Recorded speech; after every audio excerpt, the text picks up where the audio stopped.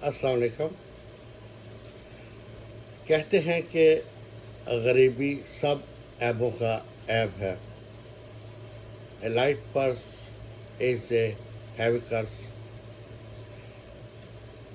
एक वो ज़माना था जब अमेरिका जैसी सुपर पावर का प्रेसिडेंट पाकिस्तान के सरबराह के साथ घूमना फिरना फ़ख्र समझता था, और एक वो भी वक्त आया जब वज़ीर आज़म पाकिस्तान को उसी सुपर पावर के एक हवाई अड्डे पे कपड़े उतारने के लिए कहा गया और तलाशी ली गई कि कहीं इसके पास हीरोइन चार्ज तो नहीं।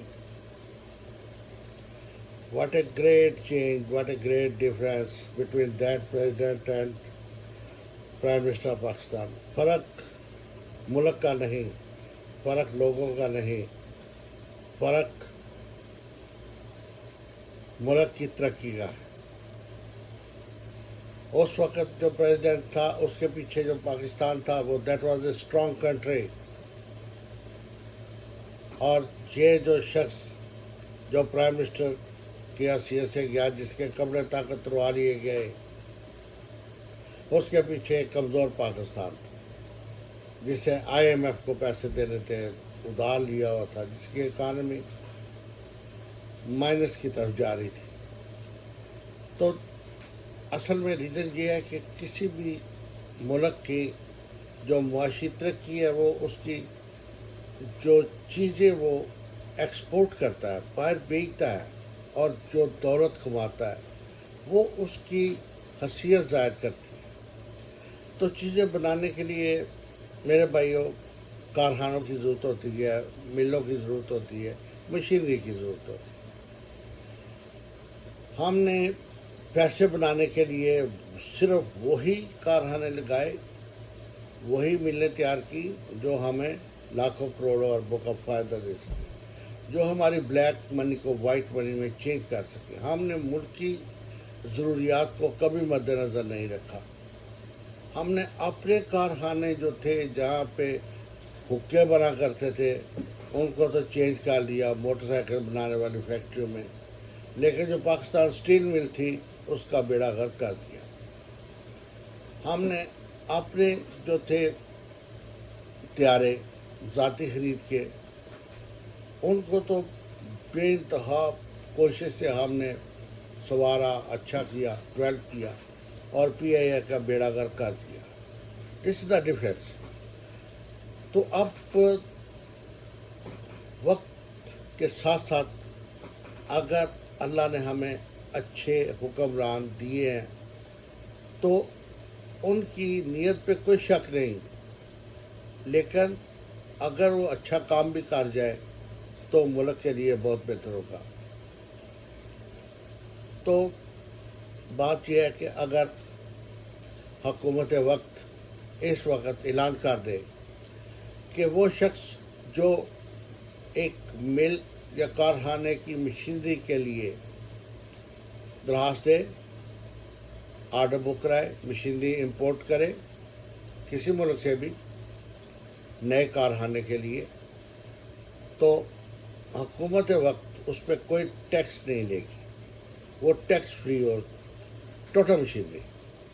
और अगर वो शख्स मशीनरी इंपोर्ट करने के बाद दरामद के डेट के बाद विद इन 6 मंथ 6 माह में उस कारखाने को या मिल को मुकम्मल करके इफ्तिताह करवा देती है, तो नेक्स्ट फॉर 3 ईयर्स अगले 3 साल के लिए उससे कोई टैक्स ना लिया जाए। ये ठीक है कि 3 साल तक हुकूमत को कुछ नहीं मिलेगा उस मिल या उस कारखाने से, लेकिन मेरे भाइयों उस मिल या कारखाने से हम गरीबों के बच्चों को नौकरियां मिलेंगी, हमें गुर्बत से थोड़ा बहुत निजात मिलेगी, और हमारे मुल्क में जो चीज़ें तैयार होनी शुरू होगी वो इतनी वापर हो जाएगी कि हम एक्सपोर्ट बढ़ा सकते हैं।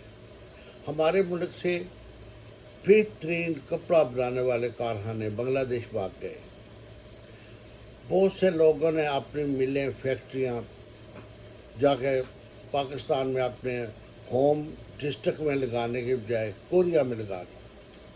کیا وجہ ہے؟ ایک وجہ یہ ہے کہ they are not loyal with the Pakistan. شریعت پاکستانی ہو یا شریعت کسی ملک کی ہو، اپنے ملک سے سب سے پہلی بات ہے لائلٹی. ملک کا خیر خواہ ہونا ضروری ہے.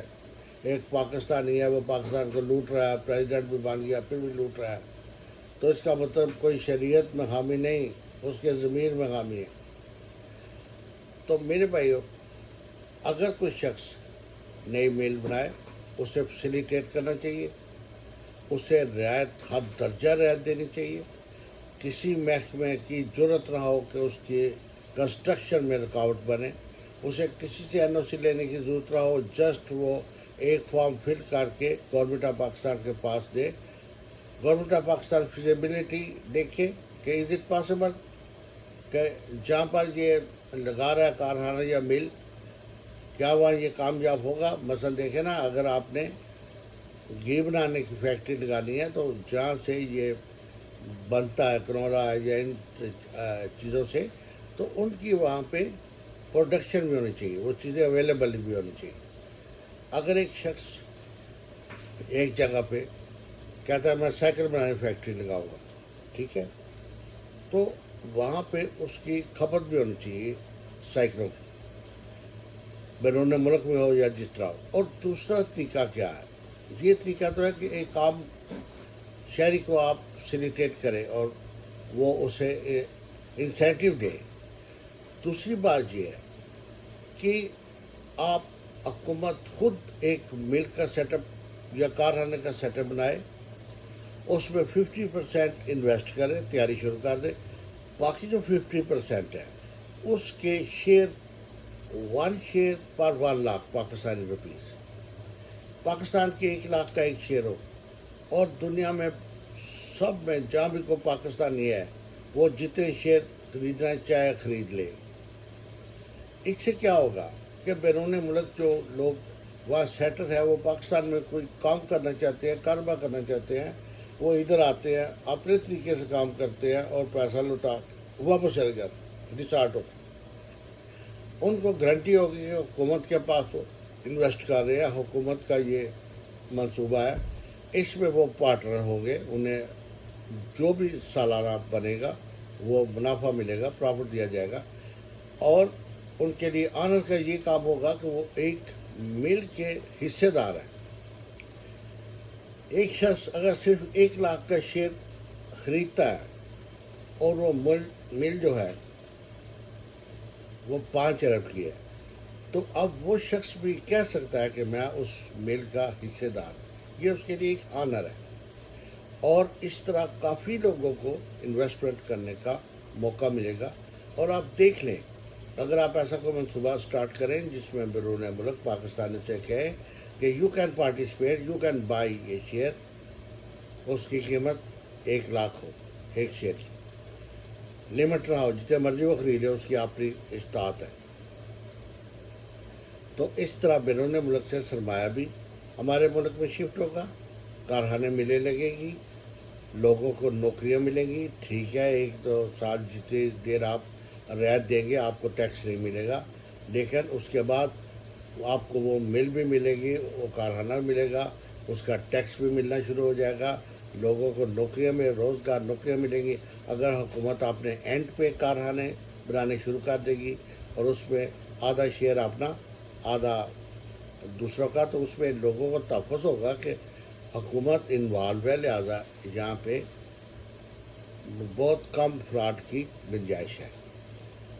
تو میرے بھائیو، اگر آپ یہ کسی طریقے سے یہ بات کسی حکومت کے ایسے اہلکار تک پہنچا سکتے ہیں یا ڈسکس کر سکتے ہیں جو اس پہ امپلیمنٹ کرنے کی یا کرانے کی استطاعت رکھتا ہو، تو میں سمجھوں گا کہ آپ کا بہت شکریہ اور احسان ہوگا پاکستانیوں پہ، پاکستان کے غریب عوام پہ اور اپنے ملک پہ، کہ آپ یہ اسکیمیں جو ہیں ان کو اگر کروا سکتے ہیں تو کروائیں. کیونکہ یہ this is sample from the regime of president Ayub Khan.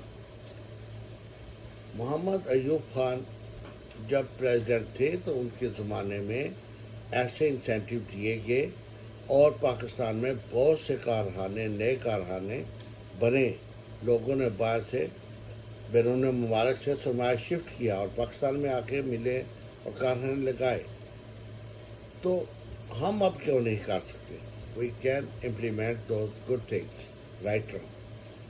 تو اللہ کے لیے پاکستان کی بہتری کے لیے کام کریں, پاکستان کی اچھائی کے لیے کام کریں.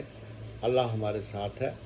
پھر ملاقات ہوگی. اپنا خیال رکھیے گا, اور اگر شیئر کرنا چاہیں تو ضرور کریں دوستوں کے ساتھ. اگر پسند ہے تو لائک بھی کر دیں. I will be thankful to you. بہت بہت شکریہ. اللہ حافظ. پھر ملاقات ہوگی. پاکستان زندہ باد. پاکستان پائندہ باد.